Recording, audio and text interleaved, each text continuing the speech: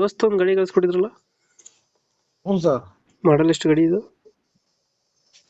Ashok Layland ದೋಸ್ತು. KA0285 ಹದಿನಾರು ಮಾಡಲ್ ಎಷ್ಟಿದು ಗಾಡಿ? Sir, 16 sir.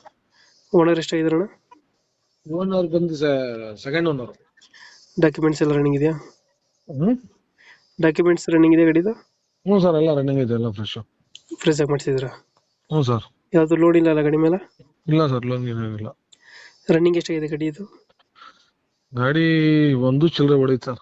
ಒಂದು ಚಿಲ್ಲರೆ ಹೊಡೆಯುತ್ತೆ. ಹ್ಞೂ ದೋಸ್ತರಿ ಯಾವ್ದು LS LS 4 bolt. 4 bolt power steering ಬರುತ್ತೆ ಇದು? ಹ್ಞೂ ಪವರ್ ಸ್ಟೀರಿಂಗ್ ಬರುತ್ತೆ. ಪವರ್ ಸ್ಟೀರಿಂಗ್ ಬರುತ್ತೆ.